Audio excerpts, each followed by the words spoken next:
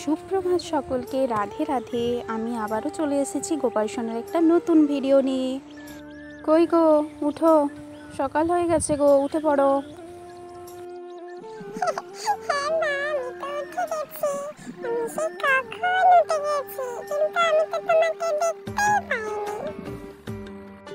এই তো এখন 6টা বাজে, আমি কোথায় দেরি করলাম বাপু?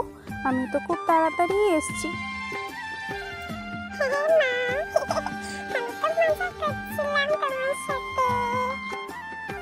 আচ্ছা আচ্ছা, ঠিক আছে, এবারে স্নান করাতে হবে তো নাকি?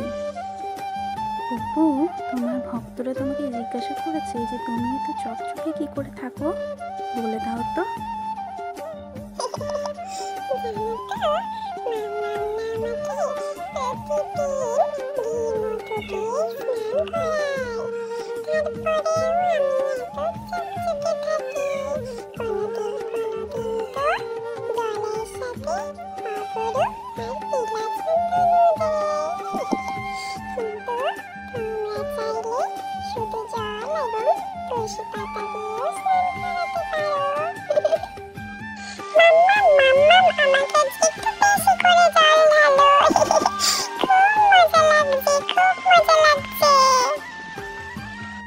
না না, এত জল ঢালবো না। আজকের ওয়েদারটা দেখেছো? আজ মনে হয় বৃষ্টি হবে, বুঝলে?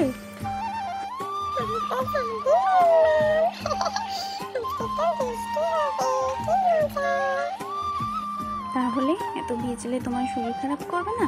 দাঁড়াও, আমি তোমাকে আগে সাজিয়ে দিই, ঠিক আছে? চুপচাপ বসে থাকো।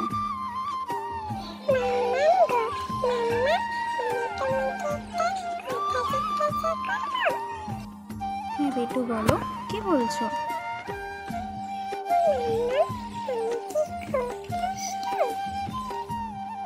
না তো, কে বলেছে তোমাকে তুমি খুব দুষ্টু?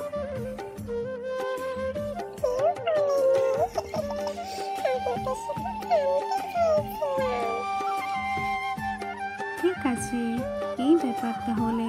আচ্ছা বসো, আমি তোমাকে একটু ফুল দিয়ে সাজিয়ে দিই, কেমন?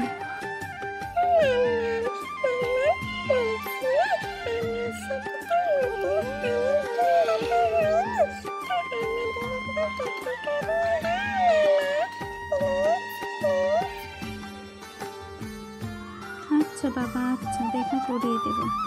এবারে তুমি চুপচাপ বসো। দেখছি তোমার দুষ্টুমি দিন দিন বেড়েই চলেছে। এবারে মূর্তির সাথে দেখা করার মতলবটা বুঝে গেছি। বাইরে বেরোতে চাইছো না, একটু ঘুরতে চাইছো?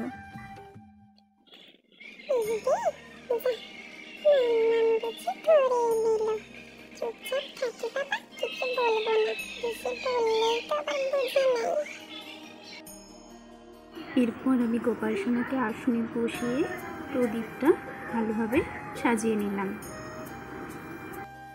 জানো তো বন্ধুরা, আমাকে একজন গুরুজি বলেছিলেন যে প্রদীপ থেকে প্রদীপ কখনোই জ্বালাবে না, ওটা জ্বালাতে নেই। আবার প্রদীপ থেকে ধূপও জ্বালাতে নেই। তাই তোমরা যে কোনো মোমবাতি ইউজ করতে পারো, কিংবা দেশলাই কাঠি দিয়েও জ্বালাতে পারো, কেমন?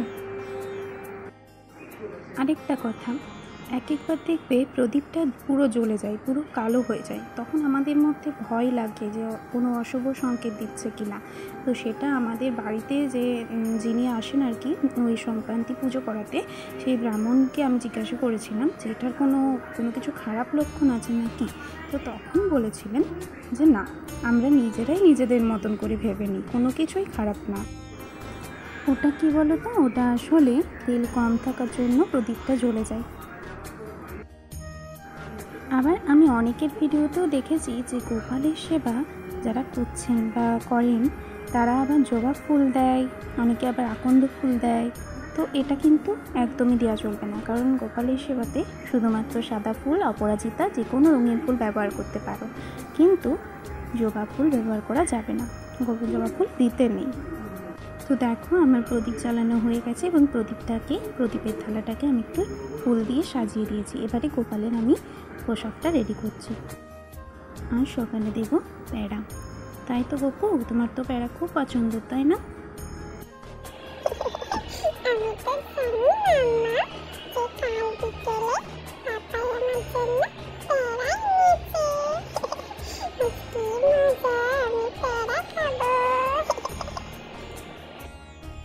হ্যাঁ খাবে তো, দাঁড়াও এবার আমি তোমার একটু মাথাতে তুলসী পাতা দিয়ে দিই।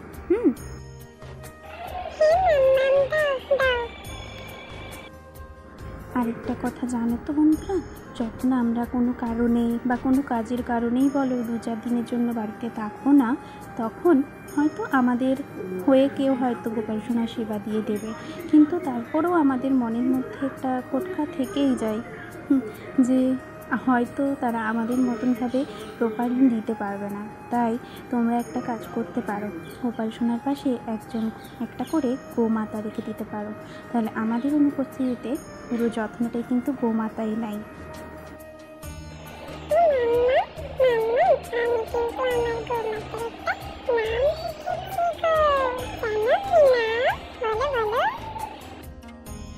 কী নাম বলো তো? আমি তো জানি না, তুমি কি নাম রেখেছো বলো দেখি।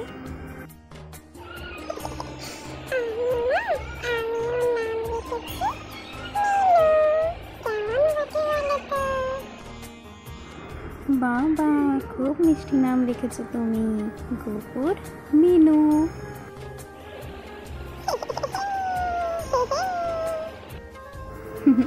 খুশি এবারে? দাঁড়াও আমি তোমাকে খাইয়ে দিই।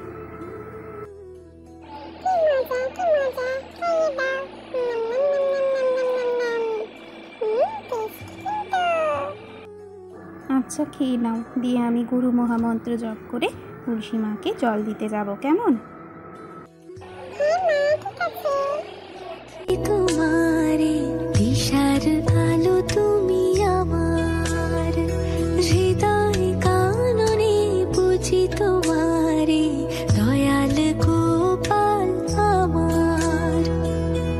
কিছুক্ষণ পরে হাততালি দিয়ে গোপালের ভোগটা আমি নিয়ে নিলাম, আর ওর বাসিটা ওর কাছে রেখে দিলাম, আর এদিকে ওর দুপুরের খাবার ওর জন্য রেডি করে দিচ্ছি। তো গপু এবারে কিন্তু খেয়ে নিবে, ঠিক আছে? দুপুরে একদম খেলতে খেলতে ভুলে যেও না, আর সাথে কিন্তু তোমার ওই জলও রাখছি যাতে তুমি খেলতে পারো।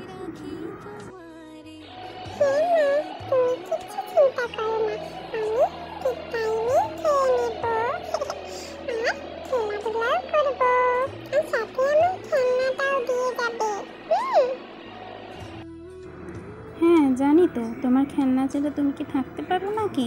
এই দেখো দিয়ে দিলাম, এবারে সবাইকে বলে দাও দেখি যেটা তুমি বলো।